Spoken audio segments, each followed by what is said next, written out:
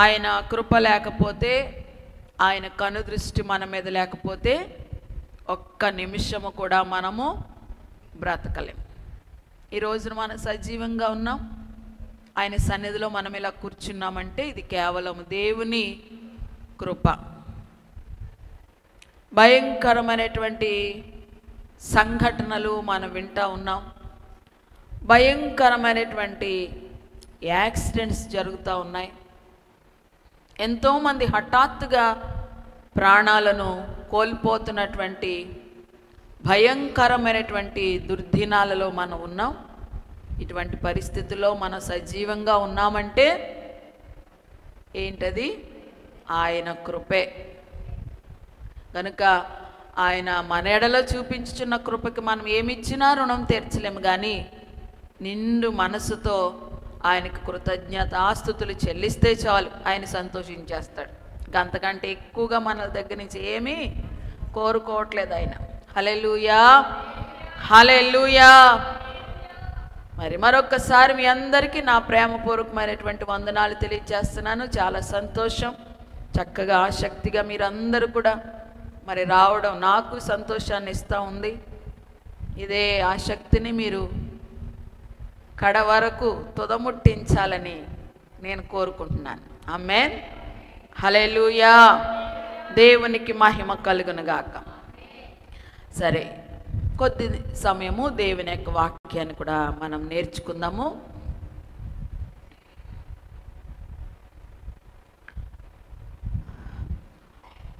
దేవునితో మనం నడుస్తూ ఉన్నప్పుడు, ఆయనతో మనం సహవాసం చేస్తూ ఉన్నప్పుడు, ప్రతి ఒక్క విశ్వాసి యొక్క జీవితంలో కూడా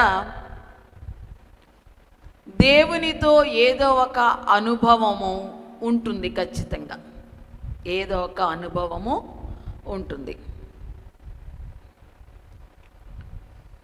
అయితే అనుభవం అనేది వేరు, అనుభవపూర్వకంగా మనం చెప్పే మాట చాలా ప్రత్యేకంగా ఉంటుంది. దేన్నైనా మనము ఎక్స్పీరియన్స్ చేయలేదు, అనుభవించలేదు అనుకోండి, దాని బాధ, దాని విలువ మనకు తెలియదు. దాన్ని మనం అనుభవించినప్పుడు అనుభవపూర్వకంగా చెప్పే మాట చాలా గొప్పగా ఉంటుంది.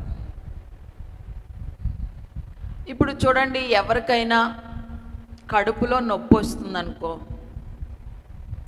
ఆ బాధ ఎవరు అనుభవిస్తారు?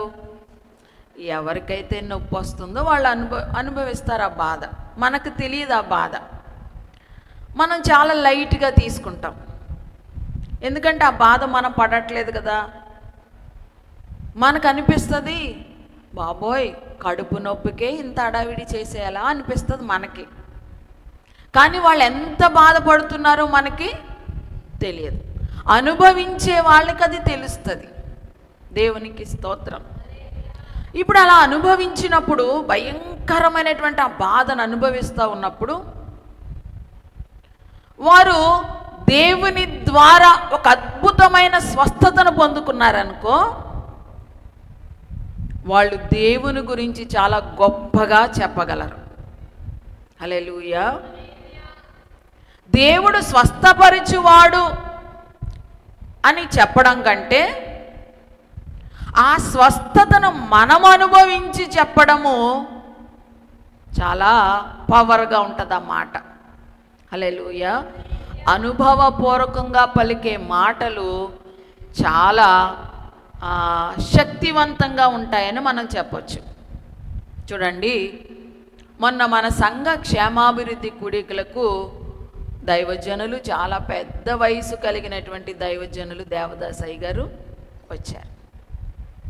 వారు చెప్పినటువంటి వాక్యాలు చాలా సింపుల్గానే కనిపించినాయి, కానీ అందులో ఎంత అనుభవం ఉందో మనకు అర్థమైపోయింది కదా ఆయన మాటల్లో. హల్లెలూయా.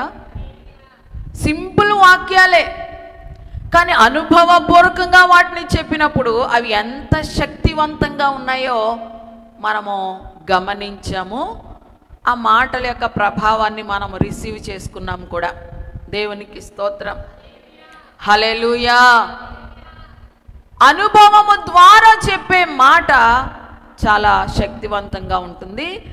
దేవునితో మనం నడుస్తున్నప్పుడు మనకు కూడా కొన్ని అనుభవాలు ఎదురవుతూ ఉంటాయి. అయితే ఆ అనుభవపూర్వకంగా మనం దేవుని గురించి చెప్పవలసి వచ్చినప్పుడు ఏం చెప్తాం? హల్లెలూయా, హల్లెలూయా. ఈరోజు నేను బైబిల్ గ్రంథంలో నుంచి కొంతమంది స్త్రీలను మీ ముందు పెడుతున్నాను. ఆ స్త్రీలు దేవునితో నడిచి కొన్ని అనుభవాలు వాళ్ళు పొందారు. దేవునికి మహిమ కలుగును గాక. ఆమేన్, హల్లెలూయా.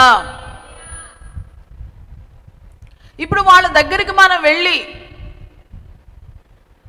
మీరు దేవునితో నడిచారు కదా, వాళ్ళని ఇలా మనం ప్రశ్నిస్తే మీ అనుభవం ఏంటి, దేవుని గురించి మీరు ఏం చెప్తారు, మీ అనుభవం ఏంటి అని వాళ్ళని అడిగితే ఒక్కొక్కరు ఒక్కొక్క విధంగా దేవుని గురించి తన అనుభవపూర్వకమైనటువంటి మాటలు చెప్తారు.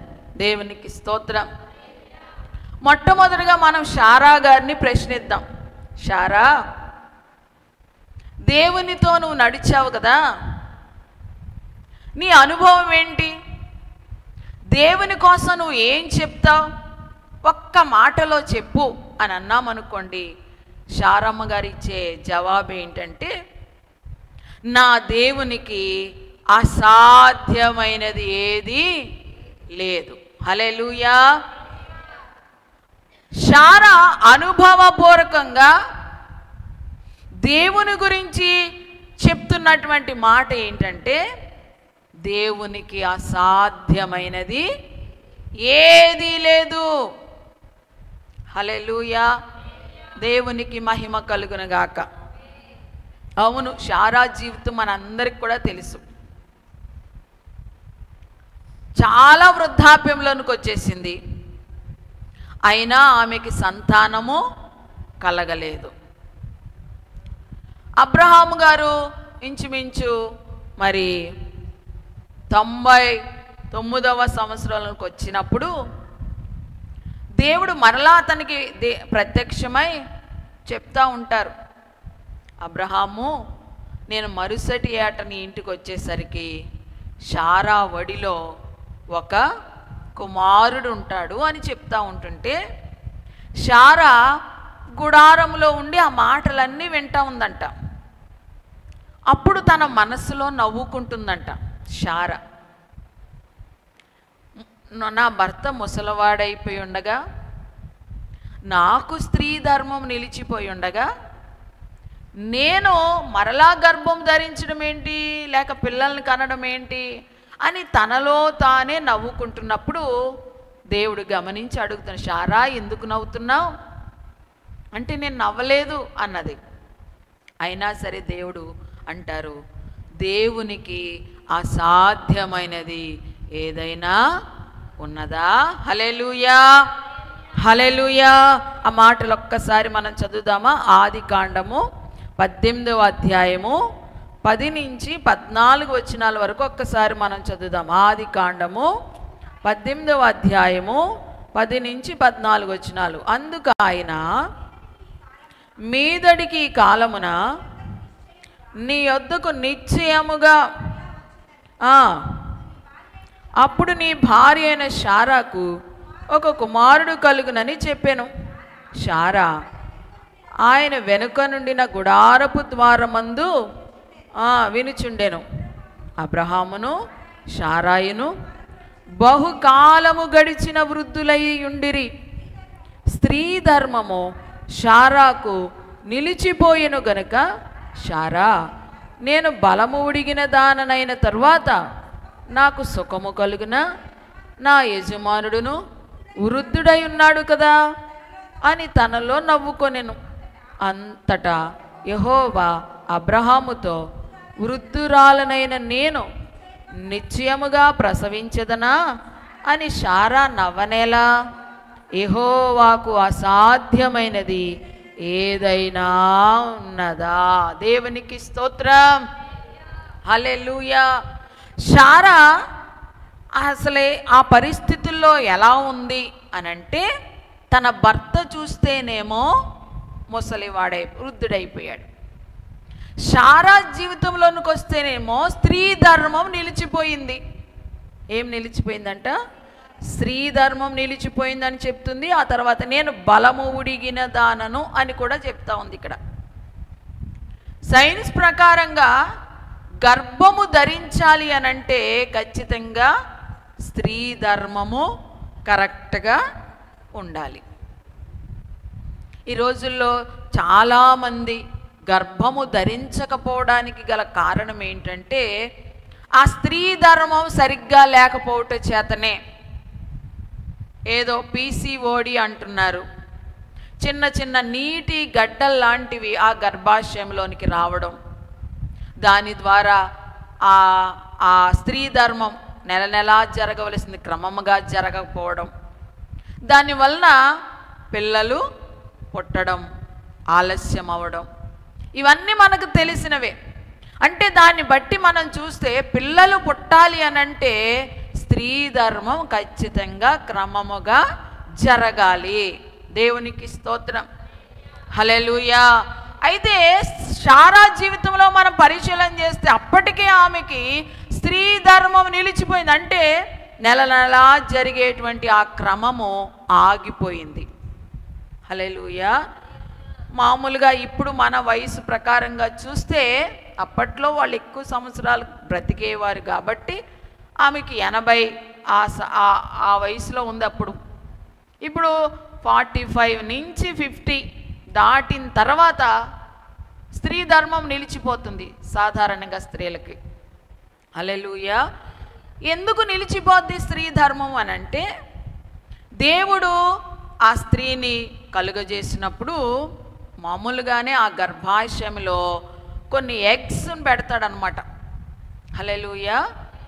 అవి ఏం చేస్తాయి? నెల నెల ఒకటి బయటకు వస్తుంది. బయటకు వచ్చినప్పుడు అది మరి గర్భం దాల్చకపోతే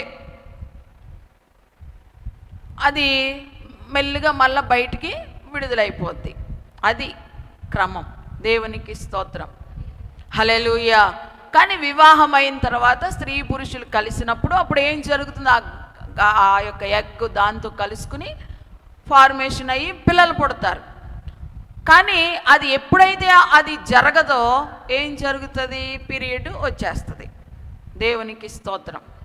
అయితే కొన్ని ఎగ్స్ ఆల్రెడీ అందులో ఉంటాయి. ఆ ఎగ్స్ ఉన్నంతసేపు కూడా రెగ్యులర్గా పీరియడ్ వస్తూ ఉంటుంది. దేవునికి స్తోత్రం, హల్లెలూయా. దేవునికి మహిమ కలుగును గాక. ఈ స్త్రీ ధర్మం నిలిచిపోవడం అంటే అర్థం ఏంటంటే, అప్పటికే ఆమె గర్భంలో ఉన్న ఎగ్స్ అన్నీ కూడా అయిపోయినాయి అని అర్థం. దేవునికి స్తోత్రం, హల్లెలూయా. అలా అయిపోయిన తర్వాతే ఇంకా పీరియడ్ ఆగిపోద్ది అన్నమాట. స్త్రీ ధర్మం నిలిచిపోయింది శారాకి. అంటే ఆమెలో గర్భంలో దేవుడు పెట్టినటువంటి ఆ పిండము లేక ఆ యొక్క ఎగ్స్ అన్నీ కూడా అయిపోయాయి.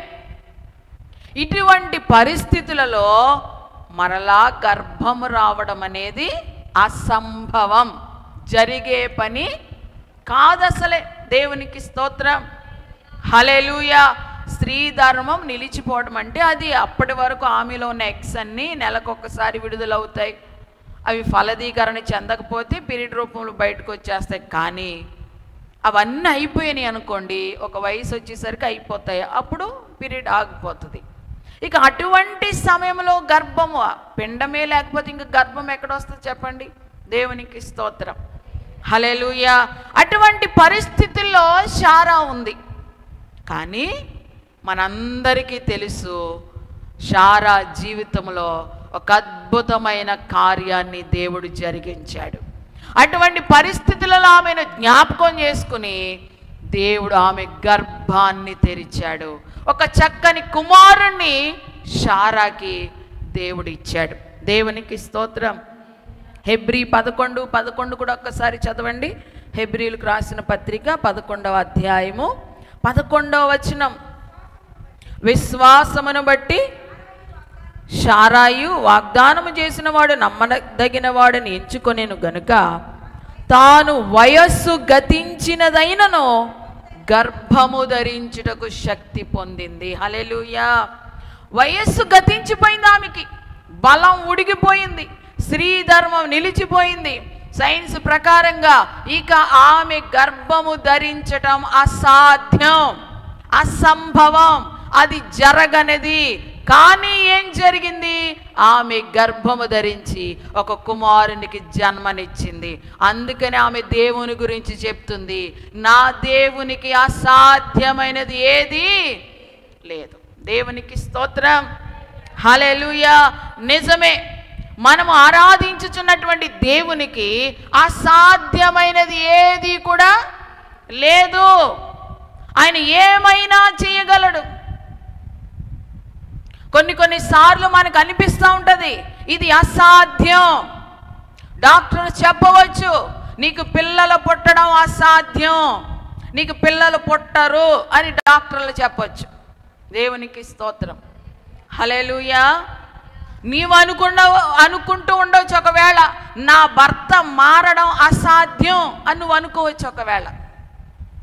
లేక నీ కుటుంబంలో ఈ యొక్క పరిస్థితులన్నీ మారడం అసాధ్యం అని నువ్వు అనుకుంటున్నావేమో ఒకవేళ. అయితే నీ జీవితంలో అసాధ్యము అనిపించేవి ఏమి ఉన్నా సరే దేవుడు ఈరోజు నీతో మాట్లాడుతున్నాడు, భయపడకు. నువ్వు ఆరాధించుచున్నటువంటి దేవుడు అసాధ్యమైన వాటన్నిటినీ కూడా సాధ్యము చేయగలిగినటువంటి దేవుడు. నువ్వు దేన్నైతే అసాధ్యం అనుకుంటున్నావో, ఇది జరగదు, ఇది అసంభవం అని నువ్వు దేని గురించి అయితే అనుకుంటున్నావో అది దేవుడు చెయ్యగలిగిన సమర్థుడని ఈ మధ్యాహ్న సమయంలో నువ్వు నమ్మాలి. ఆమేన్. హల్లెలూయా. ఆయన ఏమైనా చేయగలడు కదా. దేవునికి స్తోత్రం. పాట పాడడం కాదు, ఏమైనా చేయగలడని నమ్మాలి. ఆయన ఏమైనా చెయ్యగలడు. అసాధ్యమైనవి సాధ్యం చేయగలడు, లేనివి ఉన్నట్టుగా ఆయన చేయగలడు. ఈ మధ్యాహ్న సమయంలో దేవుని వాక్యం వింటున్నటువంటి ప్రియ సహోదరులందరికీ కూడా నేను తెలియజేస్తున్నాను, మీ జీవితాల్లో ఏ విషయంలో మీరు అసాధ్యం అనుకుంటున్నారో, ఇలా జరగదు అని అనుకుంటున్నారో అవి దేవుడు జరిగిస్తాడు, మీరు నమ్మండి. ఆమేన్. హల్లెలూయా. హల్లెలూయా. అర్థమవుతుందా? అస్సలు దేవుని మీద అపనమ్మకాన్ని మీరు కలిగి ఉండవద్దు. దేవుని మీద మరి సందేహం మీరు రానివద్దు. ఇది చేయగలడా దేవుడు అని అనుకోవద్దు అసలే. హల్లెలూయా. హల్లెలూయా. మొన్న ఉపవాస ప్రార్థనలకి ఒక దైవజనుడు ఆఖరి రోజున వచ్చారు కదా, ఆయన ఒక సాక్ష్యం చెప్పారు కదా. ఆ సాక్ష్యం, అసలు ఆ సాక్ష్యం ఎంత అద్భుతంగా ఉంది. ఆయన సాక్ష్యం చెప్తున్నప్పుడు ఆయన ఎన్ని ఇబ్బందులు పడ్డారో చెప్పారు కదా. 2 కిడ్నీస్ ఫెయిల్ అయిపోయాయి, శరీరం అంతా గాయాల్లాగా బొబ్బల్లాగా వచ్చేసినాయి, నోరు పడిపోయింది, కాళ్ళు పడిపోయింది. హల్లెలూయా. హల్లెలూయా. కానీ ఇప్పుడు ఆయన నిలబడి సాక్ష్యం చెప్తున్నప్పుడు అసలు ఆ పరిస్థితులు గుండా వచ్చిన ఆయన ఈయనేనా అన్నట్టుగా ఆయన నిలబడ్డారా లేదా? దేవునికి స్తోత్రం. హల్లెలూయా.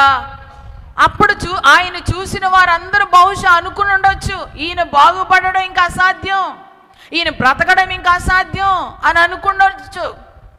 కానీ ఆయన దేవుని మీద కలిగి ఉన్న విశ్వాసాన్ని బట్టి అందరూ అసాధ్యం అనుకున్నటువంటి దానిని దేవుడు సాధ్యపరిచి ఆయనను బాగు చేసి సజీవుడిగా సాక్షిగా నిలబెట్టారు. ఆమేన్. అసలు 2 కిడ్నీలు ఫెయిల్ అయిన ఆయనలాగానే లేరు ఆయన కదా, ఎంత ఆరోగ్యంగా ఉన్నారు.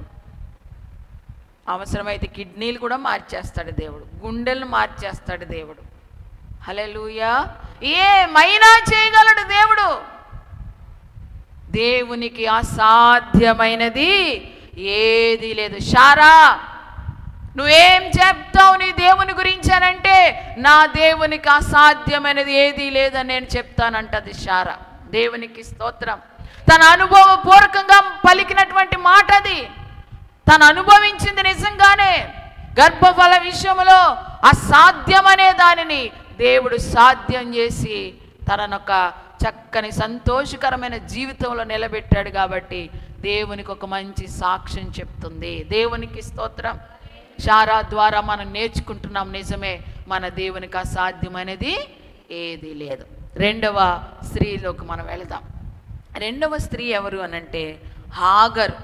ఎవరి హాగరు? హాగరు ఎవరు చెప్పండి? శారాయి దాసి. శారాయి దగ్గర పనిచేసినటువంటి ఒక ఐగుప్తీయురాలు.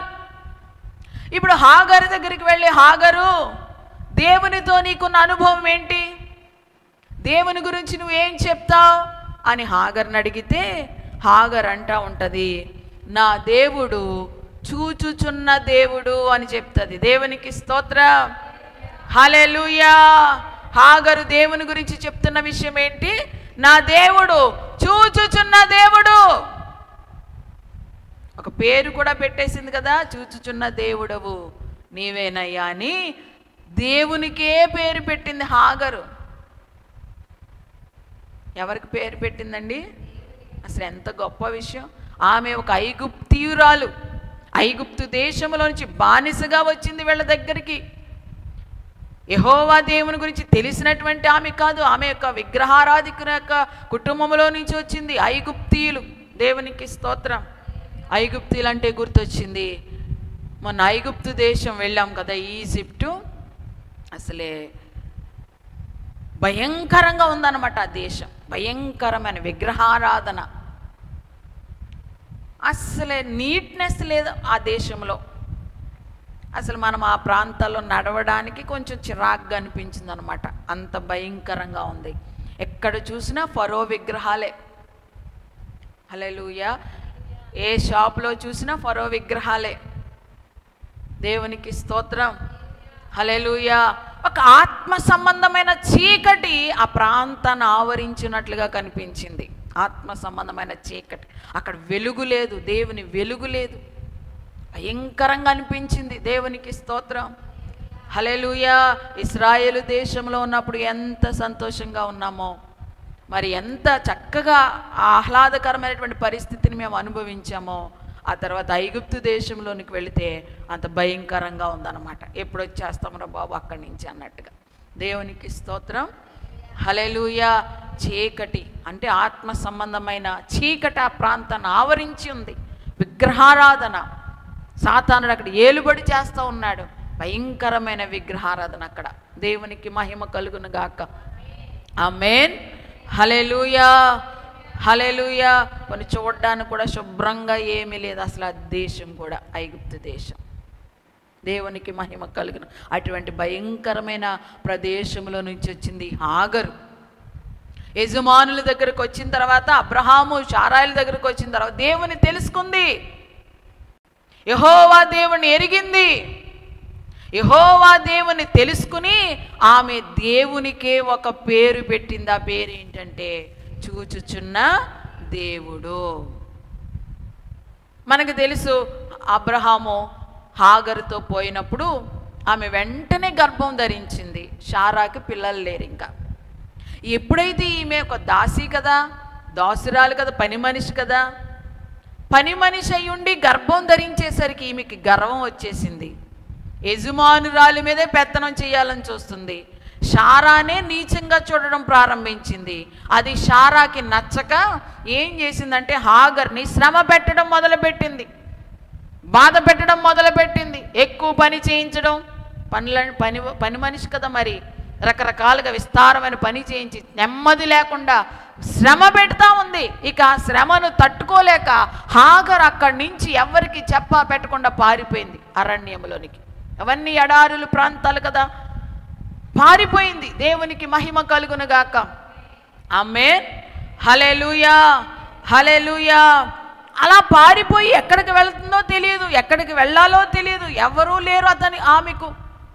అలా పారిపోయి వెళ్ళిపోతూ ఉంటుంటే యెహోవా దూత ఆమెకు ప్రత్యక్షమై, శారాయి దాసివైన హాగరు, ఎక్కడి నుంచి వస్తున్నావు, ఎక్కడికి వెళ్తున్నావు, ఏంటి సంగతి అని అంటే, నా యజమాని దగ్గర నుంచి పారిపోయి వచ్చేస్తున్నాను, నువ్వు అలా వెళ్ళొద్దు, నువ్వు త్వరగా మళ్ళా తిరిగి యజమానురాలి దగ్గరికి వెళ్ళి అక్కడే అడిగి ఉండు అని దేవదూత చెప్పడం జరిగింది. దేవునికి స్తోత్రం, హల్లెలూయా. అప్పుడు ఆమె దేవునికి ఒక పేరు పెడతా ఉంది, చూచుచున్న దేవుడు. నేను నా యజమానుల దగ్గర నుంచి పారిపోవడం వాళ్ళకి తెలియలేదు, నా యజమానులు నన్ను కనిపెట్టుకోలేదు, కానీ నువ్వు నన్ను చూచుచున్నావయ్యా. హల్లెలూయా, హల్లెలూయా. నేను ఎక్కడి నుంచి పారిపోతున్నానో, ఏ పరిస్థితుల్లో నుండి పారిపోతున్నానో, ఎంత శ్రమను అనుభవించి నేను పారిపోతున్నానో నువ్వు అన్నీ చూసావయ్యా, నువ్వు చూచుచున్న దేవుడవు అని పేరు పెట్టింది. దేవునికి స్తోత్రం. ఆ తర్వాత మరలా తిరిగి వచ్చేసింది. తిరిగి వచ్చిన తర్వాత కుమారుడు పుట్టాడు, కుమారుడు పెరుగుతూ ఉన్నాడు. ఈలోగా శారాకి మరలా గర్భం ధరించింది, కుమారుని కన్నది. ఇస్సాకు పాలు విడిచిన తర్వాత అబ్రహాము గొప్ప విందు చేస్తూ ఉంటుంటే ఈ విందు సమయంలో హాగరు తన కుమారుడైన ఇష్మాయేలు ఇస్సాకును పరిహసిస్తున్నారంట, అపహసిస్తున్నారంట. అది శారా చూసింది. దేవునికి స్తోత్రం, హల్లెలూయా. దేవునికి మహిమ కలుగును గాక. ఇష్మాయేలు కూడా అబ్రహాము వారసుడే, అబ్రహాము ద్వారా పుట్టినవాడే. కానీ దేవుడు ఇస్సాకును వారసుడిగా ప్రకటించాడు.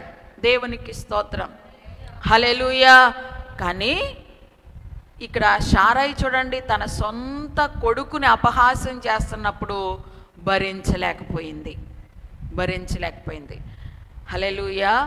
మీరు మిమ్మల్ని ఏమన్నా అన్నా ఊరుకుంటారేమో, కానీ మీ పిల్లల్ని అంటే మీరు ఊరుకుంటారా? మీరు దేవునికి స్తోత్రం.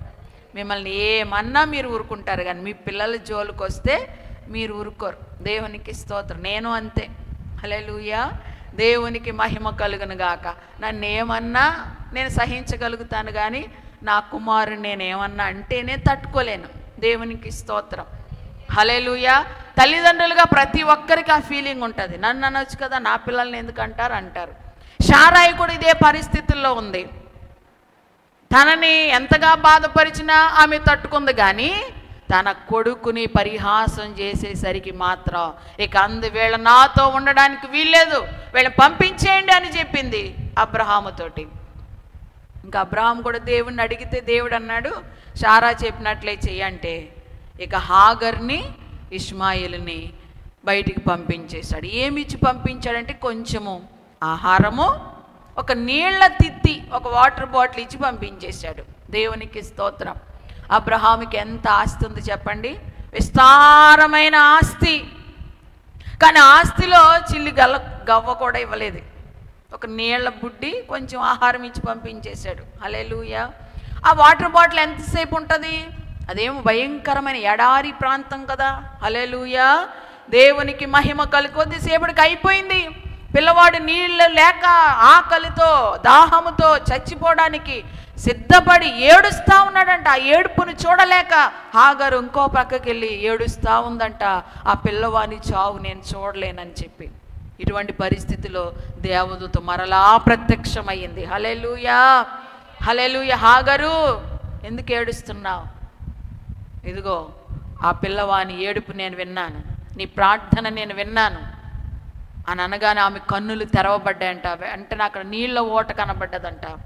అదిగో ఆ ఓటలోంచి నీళ్లు తీసుకుని త్రాగి, నీవు నీ కుమారుడు బ్రతకండి, నేను మిమ్మల్ని ఆశీర్వదిస్తున్నాను, నీ కుమారుణ్ణి నేను దీవించబోతున్నాను, ఈ ప్రాంతంలో ఒక ఆశీర్వాదకరమైన స్థితిలో మిమ్మల్ని ఉంచబోతున్నానని దేవుడు అక్కడ వారిని ఆశీర్వదించి ఆ ప్రాంతాల్లో వారిని స్థిరపరిచినట్లుగా మనం చూస్తూ ఉన్నాం. దేవునికి స్తోత్రం, హల్లెలూయా. దేవునికి మహిమ కలుగును గాక. మొదటిసారి ఆమె ఇంట్లోంచి బయటకు వచ్చినప్పుడు దేవుడు ఆమెను చూశాడు. రెండవసారి కొడుకుతో పాటు ఆమె బయటకు వచ్చేసినప్పుడు కూడా ఆమెను దేవుడు చూశాడు. దేవునికి స్తోత్రం. చూడటమే కాదు, అక్కడ ఆమె యొక్క కుమారుణ్ణి ఆశీర్వదించి గొప్ప జనముగా చేస్తానని వాగ్దానం ఇచ్చినట్లుగా కూడా మనం చూస్తూ ఉన్నాం. భయపడొద్దు నీ కొడుకు విషయంలో. నీ కొడుకును కూడా 12 రాజులుగా నీ కొడుకులో నుంచి వస్తారు, నేను ఆశీర్వదిస్తున్నాను నీ కొడుకునని చెప్పి మరి ఇష్మాయేలును కూడా దేవుడు అదొక రకమైన ఆశీర్వాదం. ఇస్సాకుది వాగ్దాన సంబంధమైన ఆశీర్వాదం. దేవునికి స్తోత్రం.